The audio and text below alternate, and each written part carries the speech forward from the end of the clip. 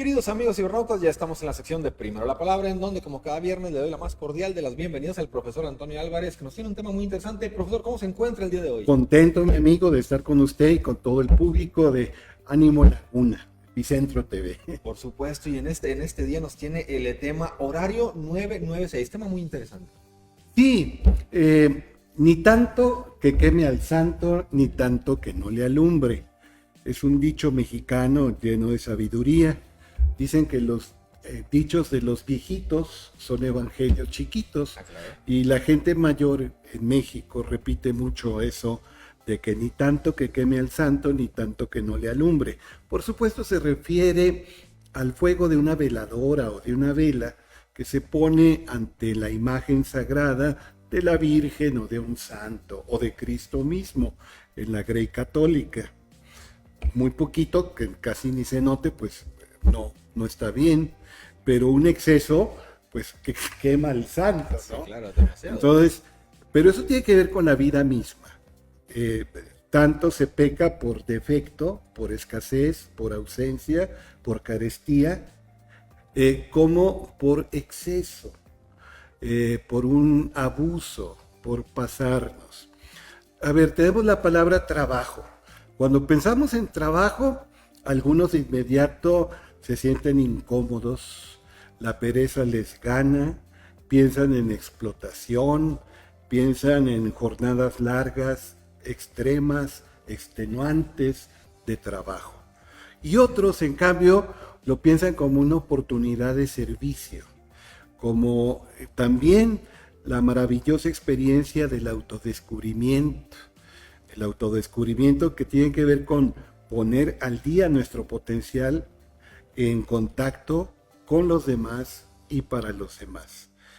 Etimología de trabajo, la he dicho aquí ya 2-3 veces, viene de tripalium, que es un instrumento de tortura, donde se exponía al escarnio, a la burla, por supuesto pública, a los prisioneros, a los reos, y la gente les aventaba escupitajos o excremento de caballo, y pasaban las horas bajo el sol que quemaba sus carnes, o las madrugadas, sobre todo las invernales, sintiendo el frío incluso letal.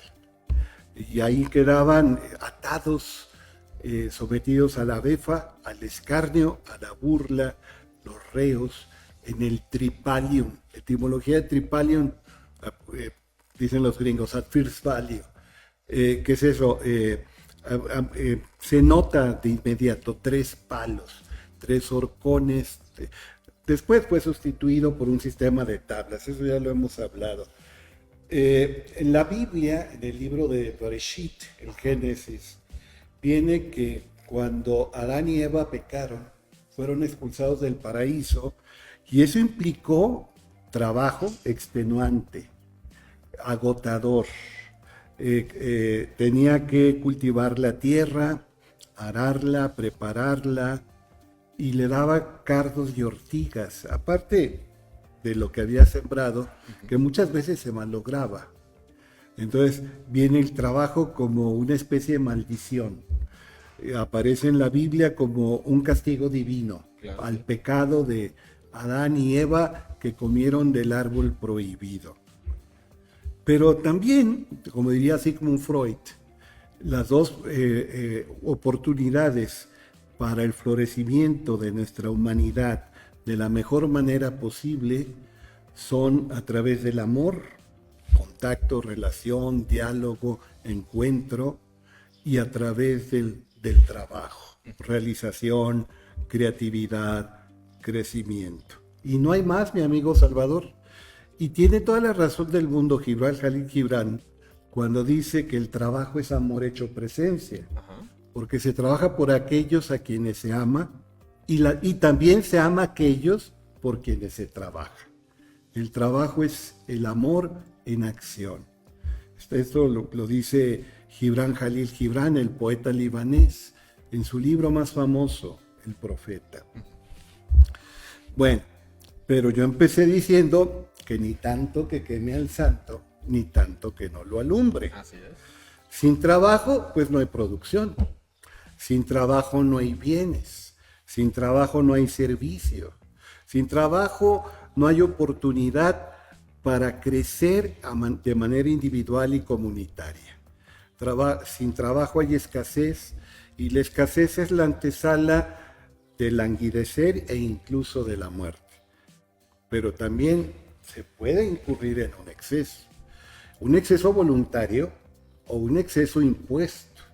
El exceso voluntario, pues tenemos los workaholics.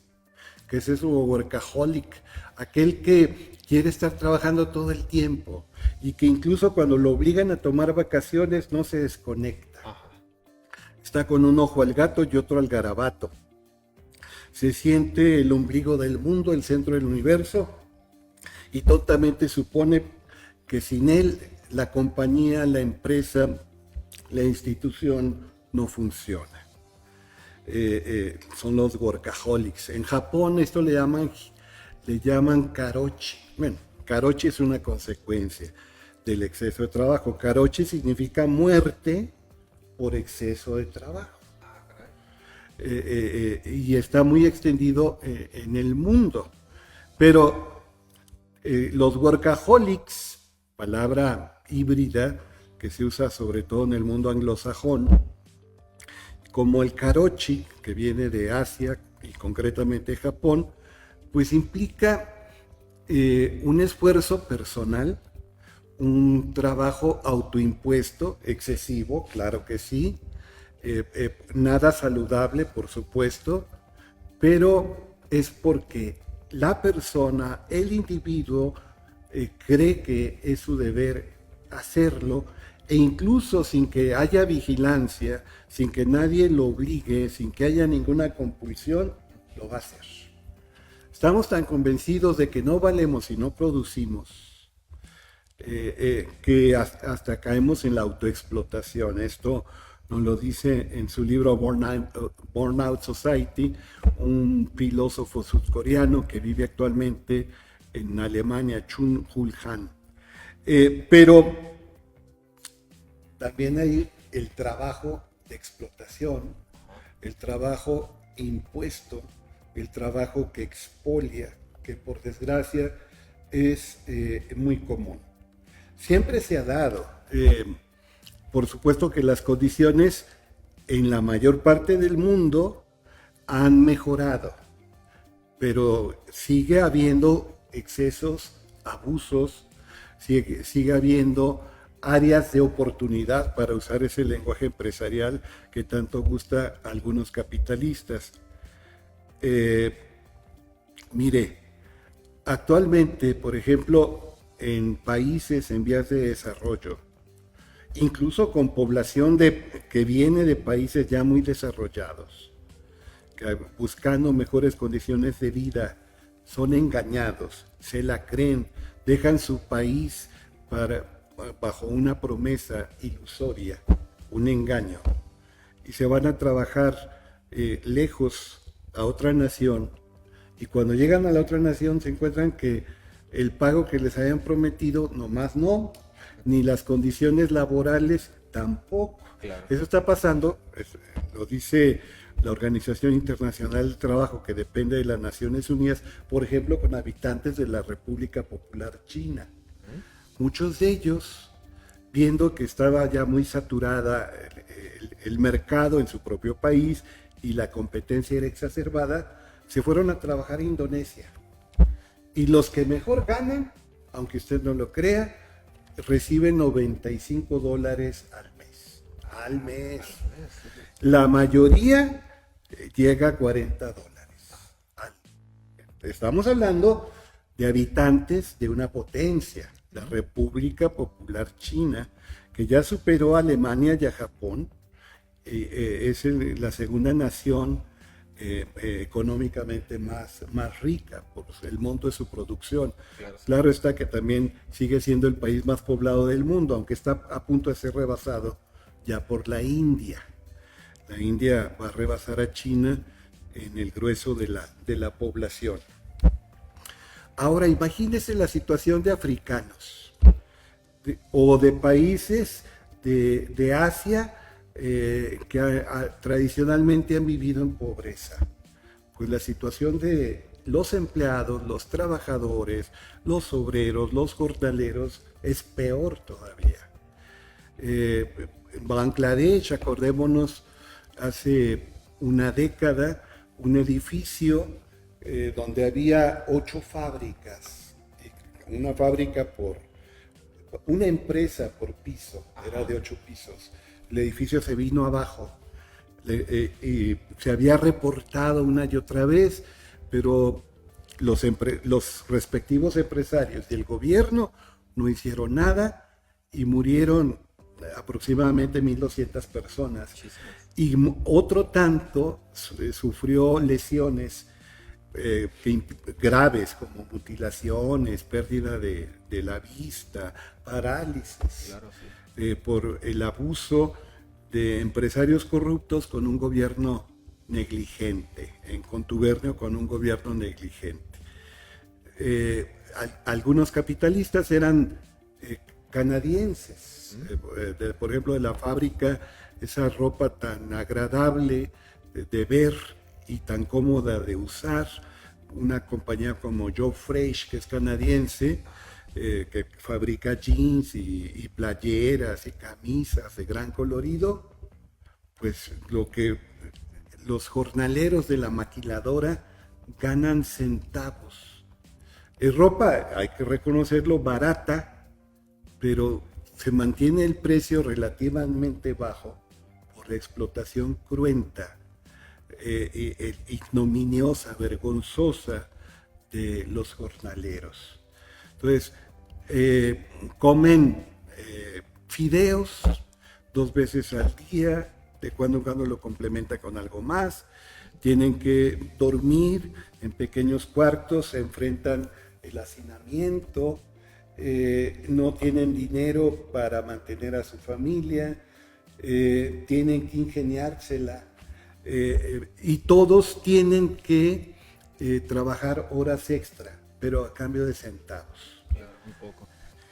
Bueno, de los ricos actuales del planeta, por ejemplo, destaca el multimillonario, el billonario Jack Ma o Richard Liu, son chinos, un país de inspiración marxista que aspira al comunismo. Bueno, pues ellos se han beneficiado del capitalismo de Estado o del socialismo de mercado, que en eso los teóricos se la pasan debatiendo, han prosperado mucho. Y por ejemplo, Jack Ma dice: la única manera de que nuestro país se convierta en la primera potencia del mundo y en 2 o 3 generaciones la gente de todo el país, China, acceda a niveles de vida superiores, es que la gente se acostumbre a trabajar de 9 de la mañana a 9 de la noche, 6 días a la semana. Oh, claro, ya. Entonces, 12 por 6, 72 horas. Mínimo. Si por Jack Ma o Richard Liu fuera, hasta el domingo se trabajaría. Ajá, claro, el mismo horario. Sí. Actualmente, en todo el mundo, si una persona sufre un accidente de trabajo, recibe una indemnización. Así es. Si una persona es despedida injustamente, aunque siga habiendo abusos y excesos, recibe una indemnización. Hay compensaciones. Claro, claro. Yo les digo a mis alumnos, si hay un contrato de trabajo, son de tiempo completo e indebidamente prescinden de sus servicios, ustedes pueden alegar y reciben una indemnización de 3 meses de sueldo, más 20 días por año trabajado, más la parte proporcional del aguinaldo y lo que correspondería de vacaciones. Tienen que estar al tanto de esto. La Ley Federal del Trabajo, el artículo 123 de la Constitución. Y en nuestro país muchas veces la ley es letra muerta. Imagínense con gente que está lejos de su nación y va a otros países a trabajar. Por ejemplo, estos jornaleros chinos, les digo, llegan a Indonesia y les recogen el pasaporte y no reciben más que una visa de turista, por lo tanto su situación laboral y migratoria es ilegal. Claro, sí. Entonces, si se ponen al brinco, los meten a la cárcel. Sí. Y no hay manera de que regresen a su país porque les han quitado el pasaporte. Y pasan los meses y hasta los años y se desvinculan de sus familias. Eso uno lo creería en el siglo XIX, con las tiendas de raya, por ejemplo, aquí en México. Hay que leer el libro de México Bárbaro de John Kenneth Turner, que habla de la situación que vivían los mexicanos en el porfiriato. Pero por supuesto en muchas otras naciones, pero siglo XIX o en los principios del siglo XX, pues eso se sigue dando. Mi amigo, hay gente que vive en alta mar todo el tiempo. Y ahí es el limbo legal. No hay leyes nacionales que se apliquen. Y entonces el abuso se da como no tiene idea. Viven en condición de esclavos, en condiciones infrahumanas. Personas trabajando en embarcaciones, en los océanos. Sí, sí, sí. ¿Y quién los protege? Y si se mueren, pues los tiran al mar. Sí, ¿quién se entera? Sigue existiendo la esclavitud. Entonces, ni tanto que queme al santo, ni tanto que no lo alumbre. Ciertamente el trabajo es una oportunidad de realización y permite la consolidación personal y comunitaria. Pero todo en exceso es malo. Y eso no es un comercial de cerveza, eso lo dijo Solón, uno de los 7 sabios de Atenas. Por supuesto, y de hecho sí, todo el exceso es malo, todo así tal cual. Y bueno, pues también el darle ese equilibrio a la vida, a las cosas que hacemos fuera del trabajo y por supuesto al trabajo también, algo muy importante, profesor. Muy bien. En este día le agradecemos muchísimo su tan valiosa participación y por supuesto lo esperamos el próximo viernes con otro tema muy interesante. Gracias, profesor. Gracias a ustedes, mis amigos.